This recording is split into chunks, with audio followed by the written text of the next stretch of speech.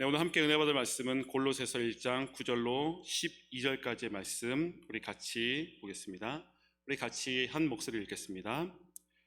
이로써 우리도 듣던 날부터 너희를 위하여 기도하기를 그치지 아니하고 구하노니 너희로 하여금 모든 신령한 지혜와 총명에 하나님의 뜻을 아는 것으로 채우게 하시고 주께 합당하게 행하여 범사에 기쁘시게 하고 모든 선한 일에 열매를 맺게 하시며 하나님을 아는 것에 자라게 하시고 그의 영광의 힘을 따라 모든 능력으로 능하게 하시며 기쁨으로 모든 견딤과 오래 참음에 이르게 하시고 우리로 하여금 빛 가운데서 성도의 기업의 부분을 얻기에 합당하게 하신 아버지께 감사하게 하시기를 원하노라. 아멘. 할렐루야. 하나님의 크신 사랑과 풍성하신 은혜와 넘치는 축복이 그리스도 예수 안에 있는 사랑하는 우리 모든 성도님들과 가정과 우리 자녀들 위해 함께 하시기를 그리스도 예수의 이름으로 간절히 축원합니다. 오늘은 골로새 교회 이야기 두 번째 시간입니다. 채움의 신비라는 제목으로 함께 하나님의 은혜의 말씀을 전하고 또 나누기를 원하는데요. 오늘 본문 말씀 골로새서 1장 9절 말씀은 이렇게 시작합니다. 이로써 우리도 듣던 날부터 너희를 위하여 기도하기를 그치지 아니하고 구하노니 너희로 하여금 모든 신령한 지혜와 총명에 하나님의 뜻을 아는 것으로 채우게 하시고, 9절 말씀에 보면은 사도 바울의 기도에 두 가지 특징이 잘 기록이 되어져 있습니다. 먼저 첫 번째는 사도 바울이 어떻게 기도하고 있는가라는 것이고요. 또 하나는 사도 바울이 무엇을 기도하고 있는가. 우리가 먼저 살펴볼 것은 첫 번째, 사도 바울은 어떻게 기도하고 있는가. 우리가 9절 말씀 상반절을 다시 보면은 너희를 위하여 기도하기를 그치지 아니하고 구하노니, 세번역 성경에서는 이렇게 지금 말씀이 기록이 되어져 있습니다. 여러분을 위하여 쉬지 않고 기도합니다. 바울이 기도하고 있습니다. 그런데 여기서 눈여겨볼 것은 사도 바울이 지금 기도하고 있는 대상은 누구입니까? 골로새 교회 성도들이죠. 사도 바울에게 있어서 골로새 교회는 선교지입니다. 선교지. 사도 바울이 직접 개척하고 세운 교회는 아니었지만 사도 바울의 늘 그 마음속에 담아있던 교회, 그리고 사랑의 공동체, 그리고 그 교회를 위해서 바울이 어떻게 기도하고 있습니까? 너희를 위하여 기도하기를 쉼 없이, 그침 없이, 멈춤 없이 계속해서 기도하고 있다라고 하는 것. 우리에게도, 우리 디트로이트 한인연합감리교회도 저희도 12 선교지가 있잖아요. 우리 사랑하는 성도님들은 어떠세요? 선교지를 위해서 생각날 때는 기도할 수 있을 것 같아요. 또 어쩌다가도 기도할 수 있을 것 같은데, 하지만 매일매일 쉼 없이, 멈춤 없이 계속해서 지속적으로 선교지를 위해서, 그리고 선교지를 섬기는 목회자, 그리고 그 선교지에 교회에 나오고 있는 그 성도들을 위해서 매일같이 멈춤 없이 쉼 없이 기도한다는 것은 결코 쉬운 것이 아닐 터인데, 사도 바울이 지금 그렇게 기도하고 있다고 하는 것. 그런데 말씀을 묵상하며 준비하면서 그런 마음이 드는 거예요. 사도 바울이 지금 있는 곳은 어디입니까? 로마의 감옥이잖아요. 지금 기도가 필요한 사람은 누구입니까? 사도 바울 자기 자신 아닐까요? 자기 자신이 겪고 있는 문제, 어려운 환경, 이 상황 속에서 하나님, 나에게 길을 열어주시고 이 문제가 해결되게 하시고 이것이 지나가게 하시고, 지금 다른 사람을 돌볼 만한 여유와 여력이 전혀 없어 보이는 그 상황 속에서 사도 바울이 지금 기도를 하고 있습니다. 어떻게요? 멈춤 없이 계속해서 지속적으로. 사도 바울이 지금 아무것도 할 수 없는 자리에서, 그리고 아무것도 할 수 없는 시간에, 그리고 아무도 만날 수 없는 바로 그 순간에 골로새 교회 성도들을 위해서 기도하고 있다고 하는 것. 사도 바울이 아무것도 할 수가 없어요. 그리고 아무것도 내가 할 만한 형편과 상황이 전혀 안 돼요. 만나고 싶은 사람도 만나지 못해요. 어떻게 보면은 꽉 막혀 있는, 홀로 버려진 것 같은 이 상황 속에, 그런데 바울은 자기의 형편과 상황과 문제 앞에서 기도의 시간을 빼앗기지 않아요. 그리고 그의 기도하는 시간을 내어주지 않아요. 상황이 어떠하든 형편이 어떠하든 내가 어느 자리에 있든지 간에 기도하는 그 시간을 결코 빼앗기지 아니하는 사도 바울의 모습. 그리고 사도 바울은 끊임없이 멈춤없이 지속적으로 기도하고 나서, 그리고 사도 바울의 기도의 두 번째 특징이죠. 무엇을 위해서 기도하는가? 9절 말씀 하반절에 보니까 이렇게 되어져 있습니다. 너희로 하여금 모든 신령한 지혜와 총명에 하나님의 뜻을 아는 것으로 채우게 하시고, 눈에 들어오는 표현이 한 가지가 있습니다. 그것은 채우게 하시고, 바로 채워주심. 바울은 무엇을 위해서 기도하고 있습니까? 채워주시옵소서. 사도 바울은 하나님이 어떤 분이시라는 것을 분명하게 알고 있었어요. 하나님은 어떤 분이시다? 채워주시는 분이시다. 말씀을 준비하면서 우리도 사실 그렇지 않나요? 우리 모두도 다 채움받기 원하잖아요. 무언가 채움받기 원하는 것이 우리의 바람이고 우리의 마음일진데, 그런데 충만하게 채움받기를 원하는 것이 우리의 바람일진데 무언가 비어있는 것 같고, 채워지기는커녕 텅 비어있고, 그리고 공허하고 헛헛함이 느껴질 때에, 무언가 채워지지 않는 마음이 내 안에 들어올 때에 우리는 그런 마음을 가리켜서 텅 빈 마음 혹은 공허하고 헛헛한 마음이다 라고 말을 하죠. 말씀으로 돌아가서 골로새 교회를 위해서 기도하고 있는 사도 바울의 형편, 그 상황이 지금 그렇지 않나요? 차디찬 로마의 감옥 안에 있어요. 감옥 안에서 그의 생활이 편했을까요? 결코 편하지는 않았을 것 같아요. 주변에 만나고 싶은 사람을 만나지 못하고요. 그리고 함께 마음을 나눌 사람이 곁에 없어요. 마음을 나눌 사람이 곁에 없는 것만큼 더 외로운 게 있을까요? 사도 바울이 지금 딱 그래요. 함께 마음을 나눌 만한 사람이 아무도 없어요. 마치 온 지구 저 끝에 홀로 내팽겨진 것처럼 나 혼자 남겨진 것 같은 외로움과 그 고독감, 그리고 내 마음속에 찾아온 내 밤의 수심. 밤에 잠을 자려고 누웠는데 이 걱정 저 걱정, 너무나도 많은 수심이 내 마음을 뒤흔들어 놓아요. 내 마음속에 찾아온 내 밤의 그 수심. 사랑하는 성도 여러분, 혹시 이런 마음, 텅 빈 마음 혹은 공허하고 헛헛한 마음을 느껴보신 그러한 경험이 있으신가요? 우리는 마음이 텅 비어있다 보니까, 그리고 공허하고 헛헛한 마음을 느끼다 보니까 자꾸 우리의 마음을 무언가 채우려고 들어요. 무언가 채우려고 들어요. 내 마음이 비어있다 보니까 무언가 채우려고 하는, 그러다 보니까 무언가를 사게 되죠.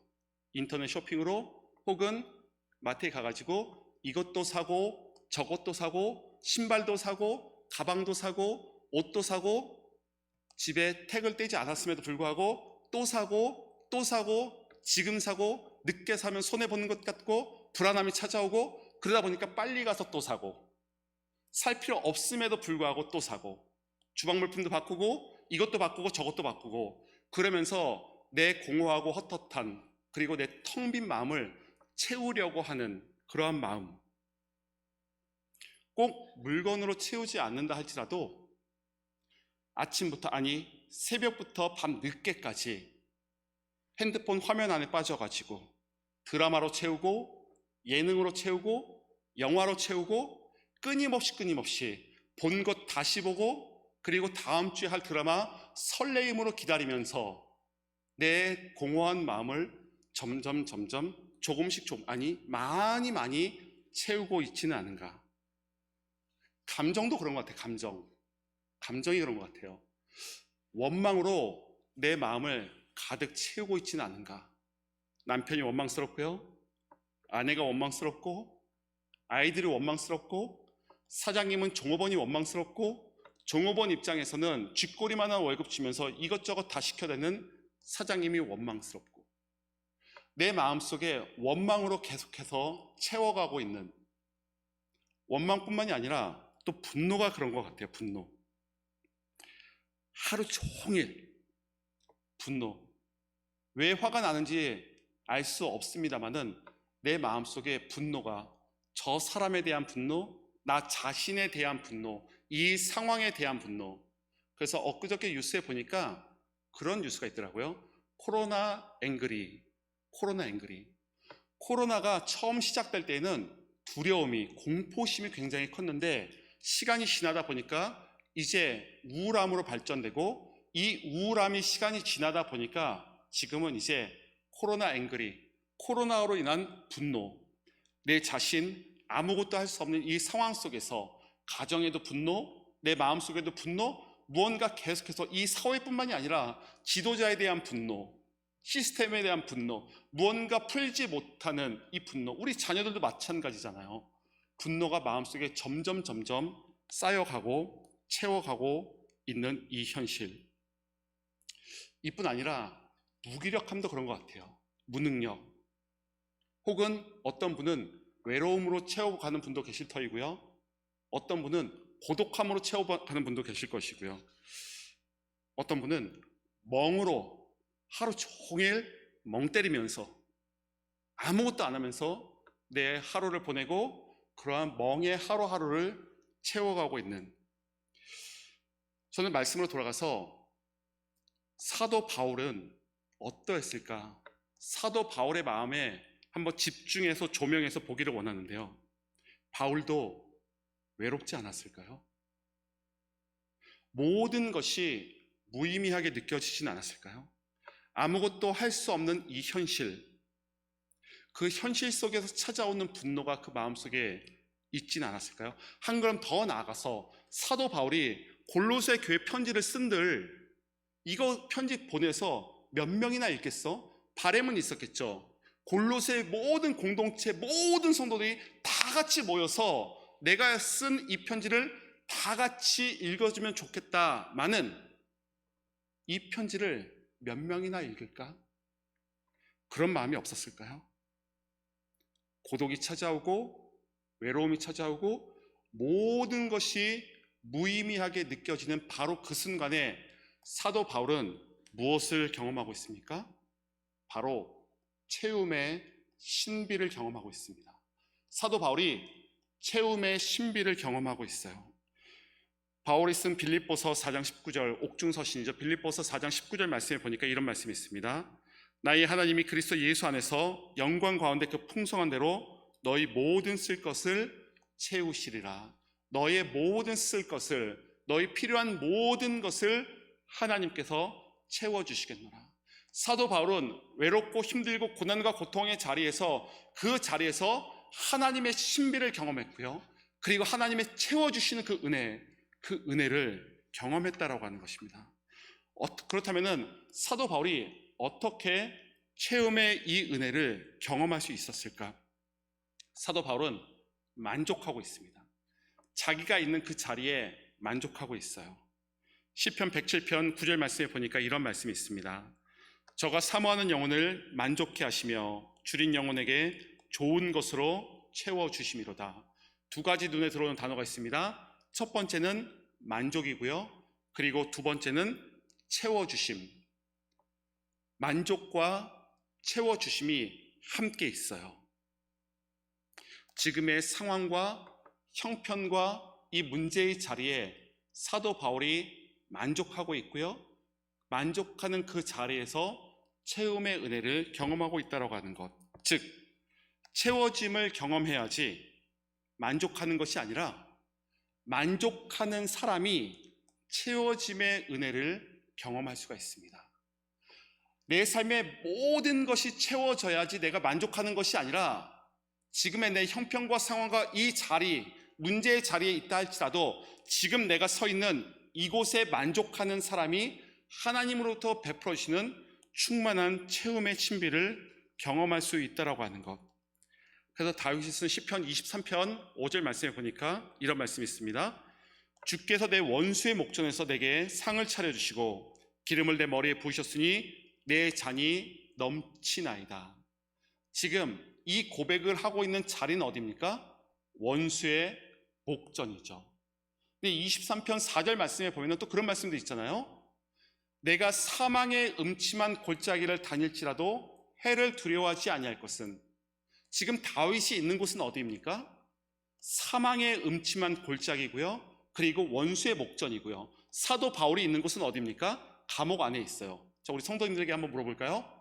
사망의 음침한 골짜기가 만족을 느낄 만한 자리입니까? 원수의 목전이 내가 만족함을 고백할 수 있는 자리입니까? 아무것도 할 수 없고 만나고 싶은 사람 만나지 못하고 내가 할 수 있는 아무것도 할 수 없는 그 상황, 로마의 감옥 안에 있는 바울의 그 자리가 만족을 느낄 수 있는 자리입니까? 그런데 다윗은 그 자리에서, 원수의 목전에서, 사망의 음침한 골짜기에서, 바울이 로마의 감옥에서, 다니엘이 사자굴에서 모두가 다 그 자리에서 만족을 경험하고 있다라고 하는 것. 그러면서 하는 고백은 무엇입니까?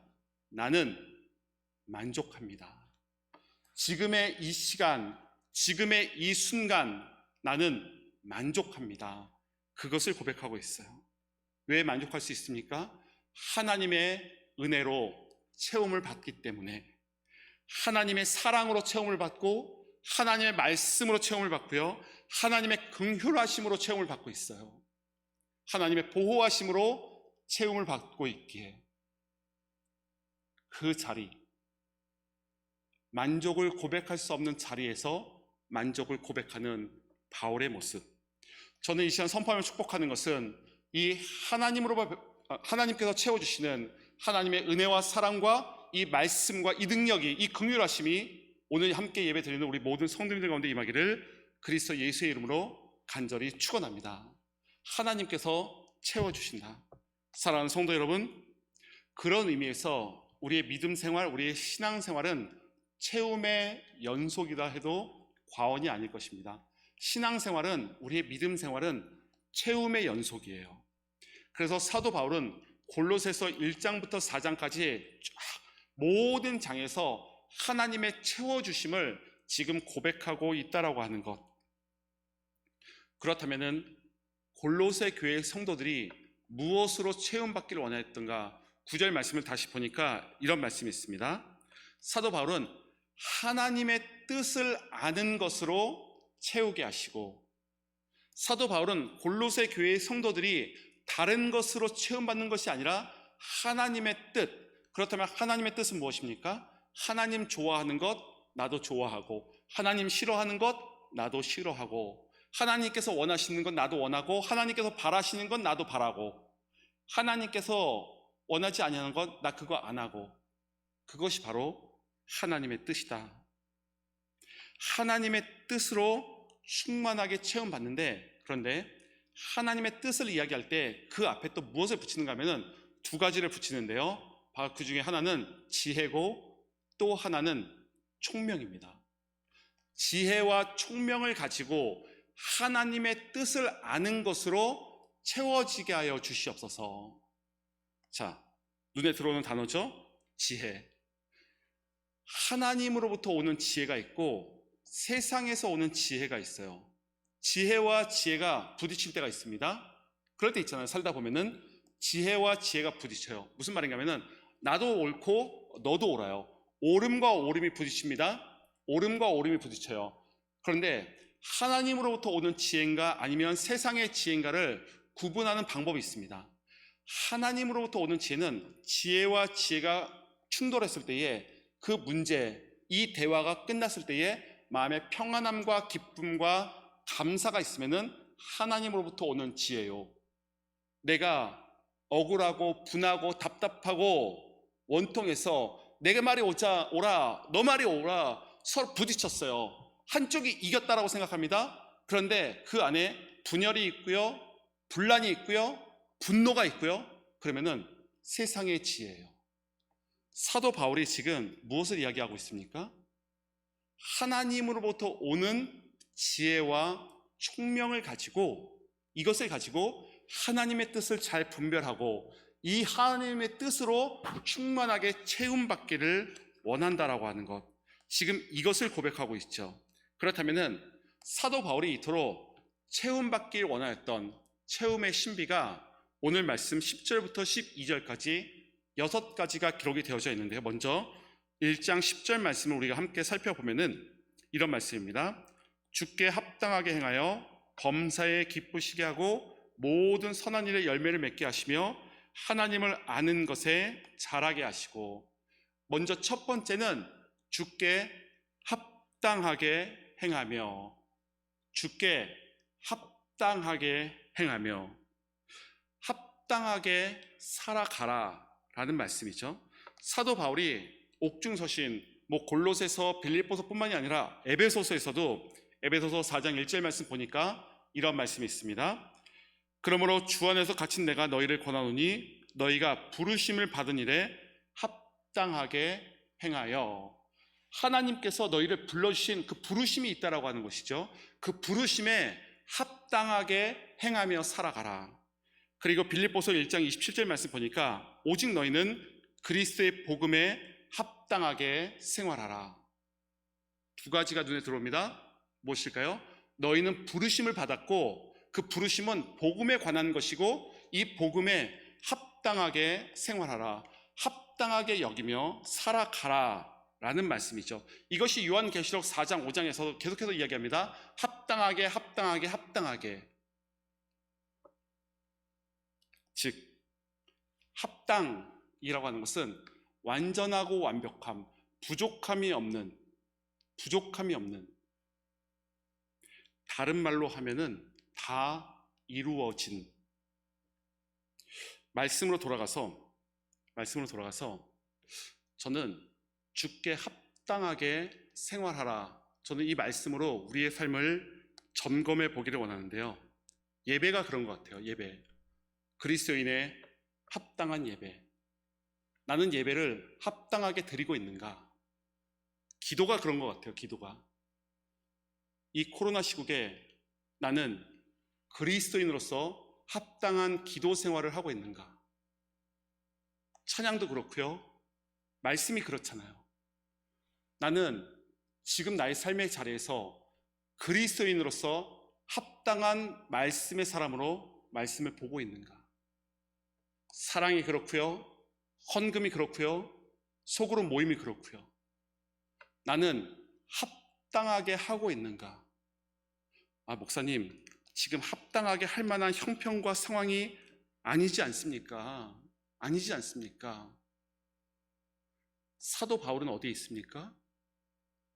합당하게 살아갈 만한 자리에 있습니까?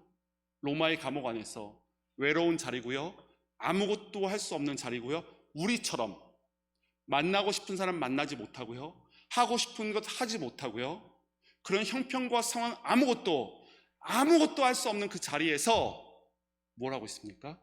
합당하게 예배드리고, 합당하게 기도하고, 합당하게 중보하면서, 합당하게 사랑을 전하면서, 합당하게 하나님 앞에 나아가고 있는 이 사도 바울의 모습. 체험의 신비를 경험한 사람의 첫 번째 특징은 바로 합당하게 살아가는 사람. 그리고 두 번째는 범사에 기쁘게 살아가는 삶입니다. 1장 10절 말씀에 나오죠. 범사에 기쁘게 살아가는 삶. 지난 수요일날 말씀을 전하는데, 범사에 기쁘게 살아간다는 것은 하나님이 내 안에 계심을 인정하고 그 하나님을 의식하고 의지하면서 살아가는 것. 그 하나님은 어떤 하나님인가? 스바냐 3장 17절 말씀 보니까 이런 말씀이 있습니다. 너희 하나님 여호와가 너희 가운데에 계시니 그는 구원을 베풀 전능자시라. 그가 너로 말미암아 기쁨을 이기지 못하시며 너로 잠잠히 사랑하시며 너로 말미암아 즐거이 부르며 기뻐하시리라 하리라. 하나님께서 나를 바라보시면서 너무 기쁘신 거예요. 하나님께서 나를 바라보시고 너무너무 기뻐요. 하나님께서 오늘도 나를 바라보고 계시다라는 것을 내가 그것을 알면서 인정하면서 인식하면서 살아갈 때 내 마음속에 차고 넘치는 기쁨, 아, 하나님께서 나를 바라보고 계시구나, 하나님께서 나를 바라보고 계시구나. 이거보다 더 기쁜 소식이 어디 있습니까? 시편 71편 23절 말씀 보니까 내가 주를 찬양할 때에 나의 입술이 기뻐 외치며 주께서 속량하신 내 영혼이 즐거워하리이다. 시편의 기자가 주님을 찬양할 때 찬송가를 불렀을 것 같아요. 몇 장 불렀을까요? 찬송가 179장 부르지 않았을까? 이 기쁜 소식을 온 세상 전하세. 큰 환난과 고통을 겪는 모든 자들에게, 주 믿는 성도들 다 전할 소식은 성령이 오셨네. 성령이 오셨네. 성령이 오셨네. 내 주에 보내신 성령이 오셨네. 이 기쁜 소식을 온 세상 전하세. 성령이 오셨네. 우리의 마음속에 기쁨이 없는 이유는 이 기쁜 소식을 전하지 않기 때문 아닐까요? 이 기쁜 소식을 인식하면서 살아가지 않기 때문 아닐까요? 이 기쁨이 내 안에 없기 때문 아닐까요? 하나님께서 나를 바라보고 계심을 내가 생각하지 않고 살아가기 때문은 아닐까요?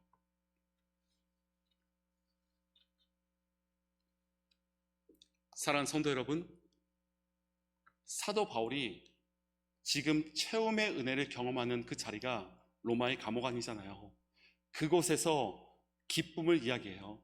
그 빌립보스에 가서 너희는 항상 기뻐하라, 내가 다시 말하노니 기뻐하라.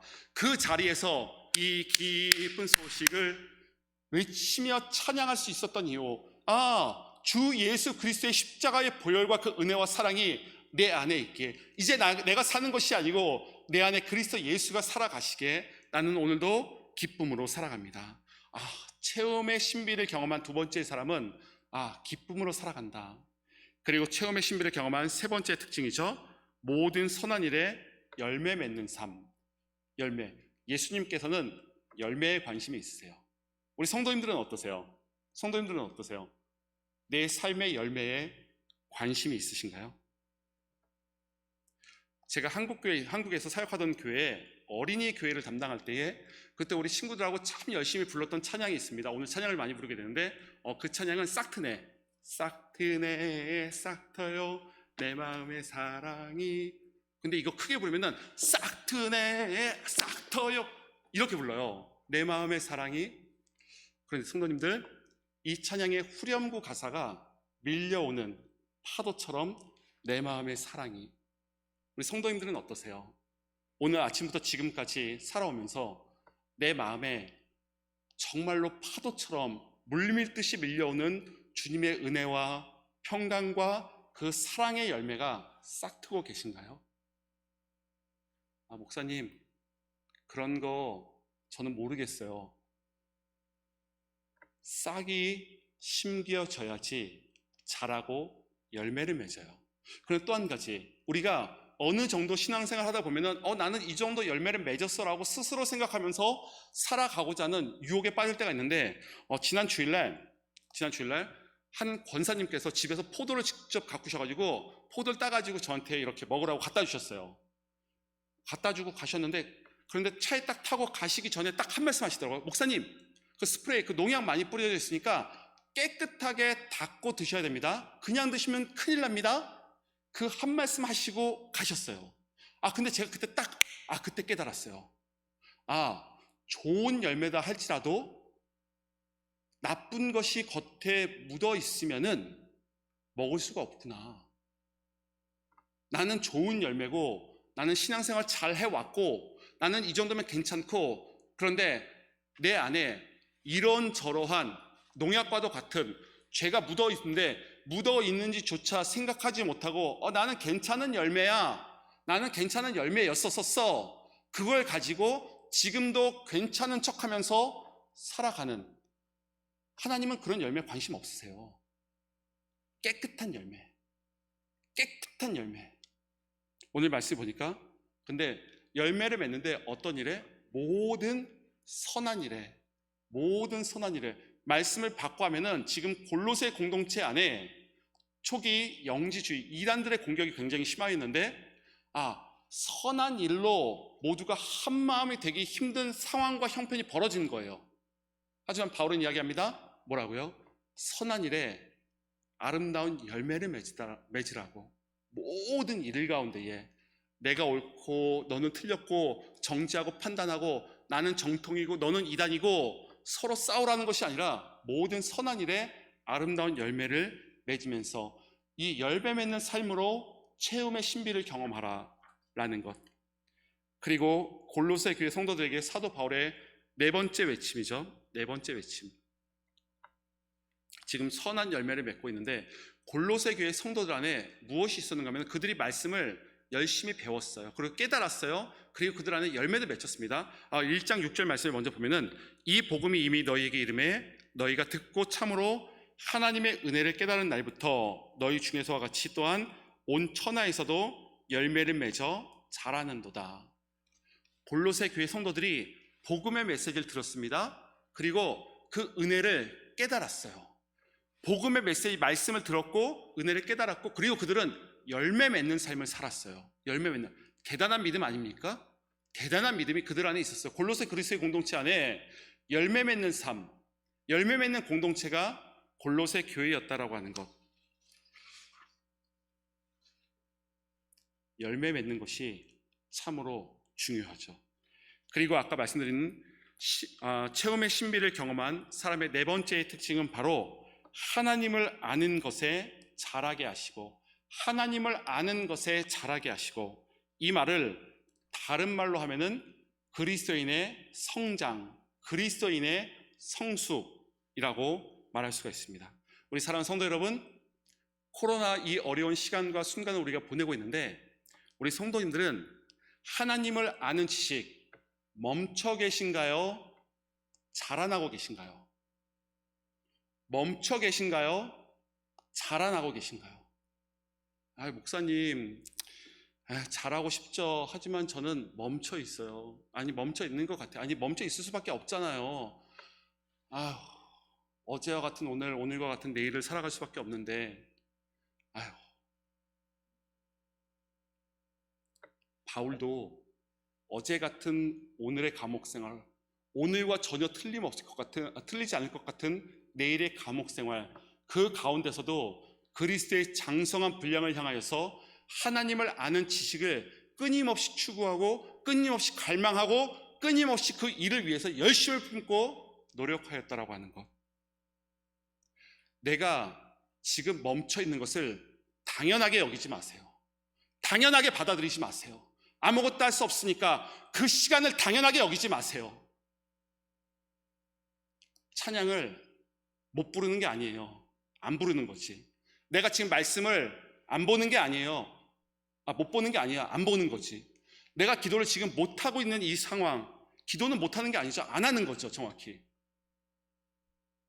바울은 로마의 감옥 안에서 다 해요. 그러면서 이야기하죠. 그건 바울이니까. 그건 바울이죠. 특별한 사람이잖아요. 아니, 바울에게만 십자가 그리스도의 은혜와 능력과 사랑을 부어주신 예수 그리스도라면은 그런 예수 뭐하러 믿습니까? 그런 예수 뭐하러 믿어요? 지엽적으로 바울에게만 역사하는 그런 예수라면은 뭐하러 믿습니까? 그 감옥 안에 역사했던 예수 그리스도의 능력은 2020년 오늘 수요 예배 드리는 우리 가운데도 임하는 거예요. 아멘. 다시 한번 말씀 안에서, 다시 한번 기도 안에서 나는 지금 아무것도 그런 거 핑계대지 말고, 타협하지 말고, 타협 없는 기도 생활, 타협 없는 말씀, 다시 한번 나아가는 거예요. 멈춰 있는 것을 당연히 여기고, 당연히 수용하고, 당연히 받아들이고, 나는 아무것도 할 수 없어. 가만히 보세요. 아무것도 할 수 없다고 이야기하면서 할 건 다 해요. 굉장히 바쁘고 분주해요. 때로는 게으르고 안일하게 살아갈지 모르지만 무언가 하고 있어요. 근데 내가 무언가 하고 있는 그 일 가운데 하나님의 이름이 있는지, 하나님을 아는 지식이 있는지를 스스로 한번 점검해 보세요. 쇼핑도 합니다. 이것도 합니다. 저것도 합니다. 어찌됐든 24시간 다 살아가는데 그 가운데 하나님을 아는 지식, 무슨 일이 있습니까? 있긴 있습니까? 있길 원하고는 계십니까? 그거를 이야기하고 있는 거예요. 사도 바울이 골로새 교회 성도들에게 하나님을 아는 지식으로 체험을 받아야 된다. 체험의 신비를 경험해야 된다. 지금 그것을 이야기하고 있죠. 그리고 다섯 번째는 11절 말씀에 기록이 되어져 있는데요. 체험의 신비를 경험한 사람의 다섯 번째 특징입니다. 11절 말씀. 그 영광의 힘을 쫓아 모든 능력으로 능하게 하시며 기쁨으로 모든 견딤과 오래 참음에 이르게 하시고. 중요한 단어가 나왔습니다. 견딤과 오래 참음. 두 글자로 하면은 인내. 다른 말로 하면은 버팀. 견디고 버티고 이겨내는 것. 채움의 신비, 하나님의 은혜로 채워지고 하나님의 능력으로 채워지고 십자가 그리스도의 보혈로 채워지고 예수 그리스도의 사랑으로 채워진 사람에게 나타나는 것은 버티고 견디고 이겨내는 것. 지난 9월 27일 주일날 담임 목사님께서 요셉의 고난에 대해서 말씀을 전하시면서 고난을 부정하다가 고난에 쓰러지는 사람들이 얼마나 많습니까? 라는 말씀과 함께 그러나 요셉은 고난 속에 계시는 하나님의 그 섭리, 고난을 긍정하고 그리고 그 안에 숨겨져 있는 하나님의 뜻을 바라보는, 고난을 긍정하고 고난이 찾아왔지만 감옥 안에 있지만 사망의 음침한 골짜기에 원수의 목전에 있지만 그 안에서 베풀어 주시는 하나님의 은혜, 하나님의 섭리, 그것을 바라본다라고 하는 것이죠. 견딤과 오래 참음이에요. 그리고 여섯 번째 마지막입니다. 골로새서 1장 12절 말씀 보니까 우리로 하여금 빛 가운데서 성도의 기업의 부분을 얻기에 합당하게 하신 아버지께 감사하게 하시기를 원하노라. 체험의 신비를 경험한 마지막 여섯 번째 특징은 바로 감사한 자가 되라. 감사. 모든 것에 감사. 모든 것에 감사. 모든 것에 감사. 오늘 아침에 눈 떠서 지금까지 감사의 고백을 몇 개의 감사를 하나님 앞에 올려드렸습니까? 감사의 고백이 없는 사람의 특징이 있죠? 모든 것을 당연하게 여겨요. 당연하게. 그리고 당당하게 여겨요. 당연한 거 아니야? 이게 무슨 은혜야? 이게 무슨 감사야? 사도 바울이 로마의 감옥 안에서 끊임없이 쉼 없이 멈춤 없이 선교지를 위해서 중보하고 있어요. 그렇다면은 코로나로 인해서 가정 가운데 아무것도 할 수 없는, 사람을 만날 수도 없고요, 그리운 사람과 함께 할 수 없는 그 시간 가운데에 하나님께서 우리에게 원하시는 것은 선교지를 위한 끊임없고 멈춤 없는 지속적인 중보의 기도 아닐까요? 그리고 무엇을 위해서? 체험의 신비를 위해서 합당한 예배. 수요 저녁 예배, 공예배는 수요일 날 8시예요. 저는 말씀을 준비하면서 우리 찬양팀이 생각이 났어요. 매주 화요일 날 나와서 연습하고 그리고 수요일 날 1시간 전에 와가지고 기도하면서 찬양하면서 예배를 기도로 준비하는 우리 찬양팀 생각나더라고요. 저는 그 찬양팀이 지금도 공예배를 그렇게 준비하고 드리고 계심을 저는 믿습니다. 혹여나 늦게 예배를 보는 분도 계시잖아요. 목사님, 예배를 안 드리는 사람보다 그래도 늦게라도 예배 보는 게 낫지 않습니까? 우리의 기준이 언제부터 예배 안 드리는 사람이 우리의 기준이 되었습니까?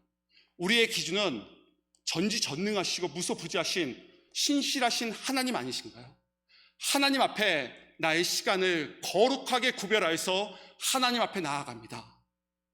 나의 마음을 온전히 정성과 뜻과 모든 것을 하나님 앞에 내어놓습니다. 합당한 예배, 그것이 우리 안에 회복되어야 되지 않을까요? 합당한 기도 생활도 마찬가지고요, 합당한 찬양도 마찬가지고요. 그리고 모든 일에 기뻐하면서, 모든 상황 속에 기뻐하면서, 그리스도의 아는 지식에 자라가면서, 감사를 고백하면서, 저는 이 채움의 신비, 하나님의 채워주심이 우리 모든 성도님들 가운데 임할지어다. 우리 가정 가운데 임할지어다. 우리 자녀들 마음 가운데 임할지어다. 체험의 신비를 날마다 고백하면서, 날마다 전하면서 살아가며 승리하는 우리 모든 성도님들 다 되시기를 그리스도 예수의 이름으로 축원합니다.